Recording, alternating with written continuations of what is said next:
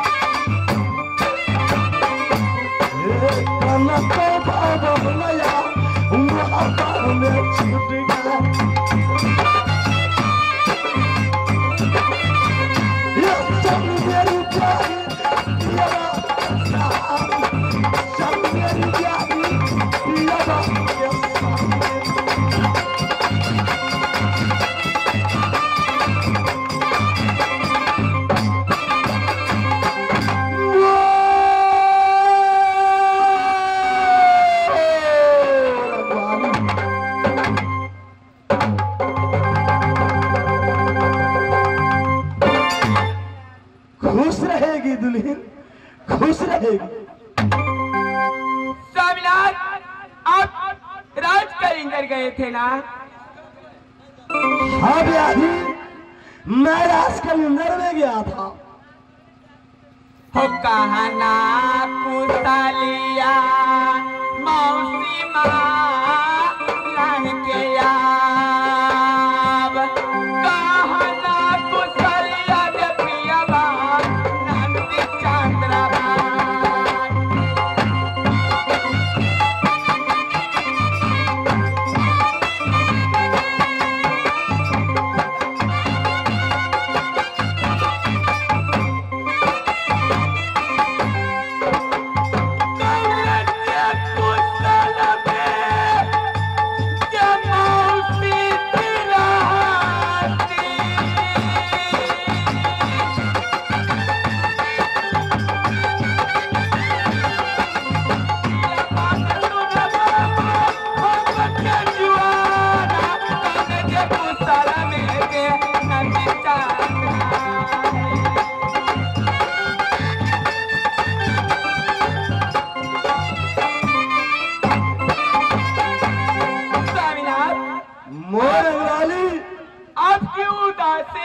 क्यों नहीं बोलते?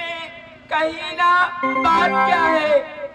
मोर वाली स्वामीनाथ, जैसे राजा हरिश्चंद्र ऋषि विश्वामित्र को सपना देखा है कि राज में दान में दे दिया हूं, विश्वामित्र जी को गुरु दक्षिणा में दे दिया हूं, उसी तरह याजुदल राज कलिंगर में मोहब्बा नगरी मौसा जी को गुरु दक्षिणा में दे दिया है। ये क्या बोले स्वामीनाथ? स्वामीनाथ, तुम्हारे अवसर है राज मोहब्बों में खोल देगी। जैसे सादा वस्त्र मैं धारण किया उसी तरह से घर घर विशेष बात क्या सुनाऊं, दर्द की बात है, दर्द की बात है। जैसे दुर्योधन हसनापुर में महाराजा युधिष्ठिर,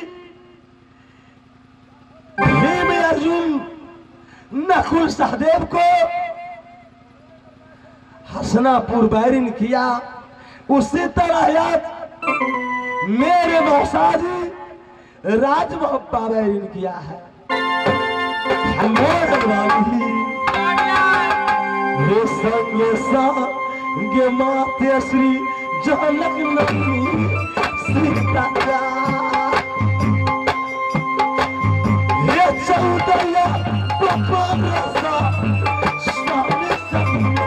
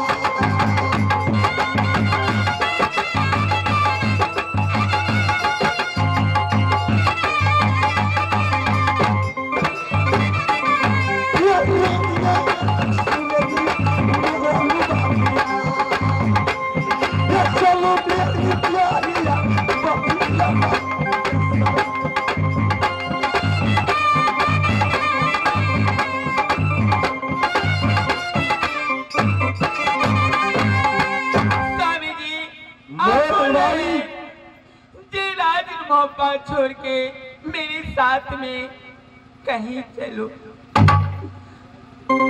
तो कैसे काके जाऊंगी पिया बाजी,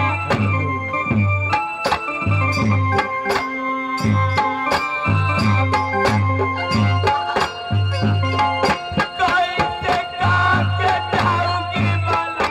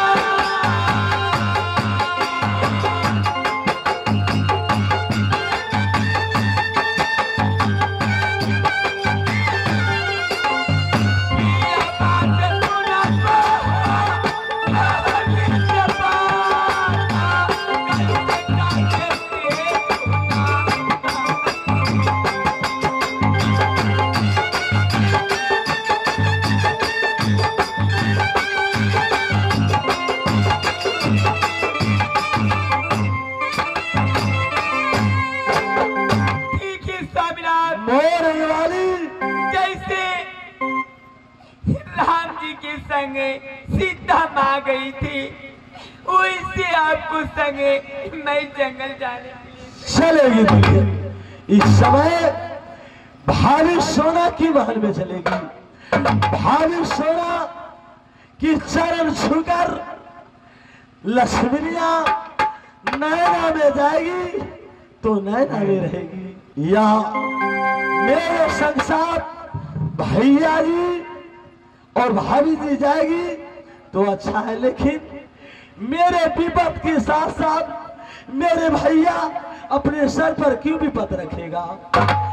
बेटा इंदल भैया जी भाभी सोना की आदेश देकर चरण छूकर राज नैना में भेज दूंगा। चलेगी दुनिया।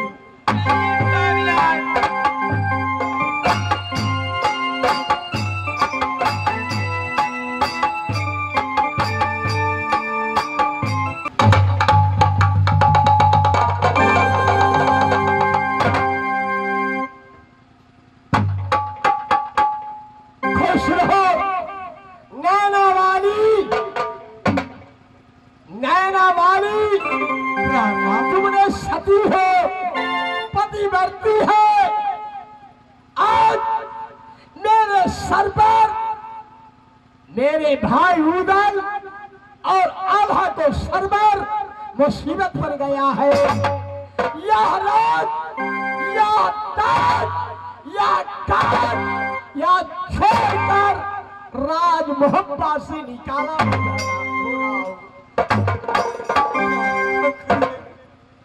क्या सुना रहे हैं आप? हाँ हाँ महारानी, सुनाने की ये वक्त है और जाने का वक्त है। इस समय तुम राज मोहब्बत से चलो मेरे साथ। बोलिया यही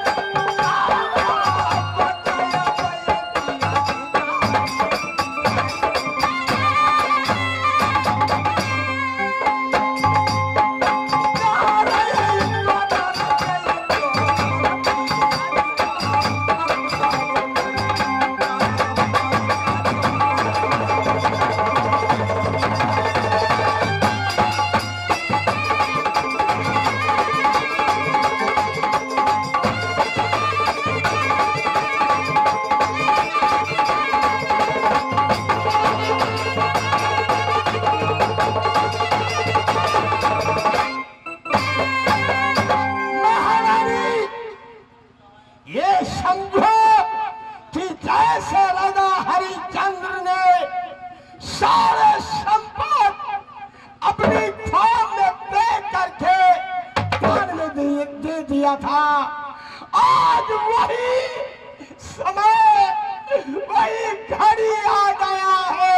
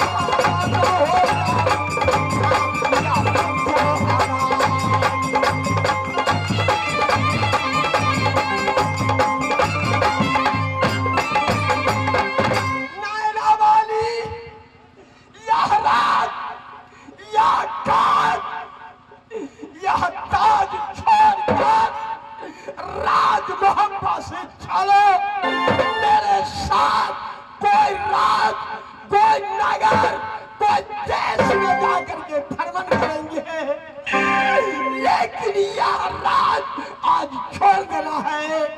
मेरे वचन है, मेरे वचन है। ठीक है, जो आप कहिएगा वो मैं मानने के लिए तैयार हूँ। आपको भी अर्धांगिनी हूँ, जहाँ भी रखिएगा वहाँ भी मैं रख सकती हूँ। जहाँ मेरे पति वहाँ मैं नहीं रहूं, क्या कहेंगे? मगर ठीक है प्राणपति जी, ये चलना बोलो मोदी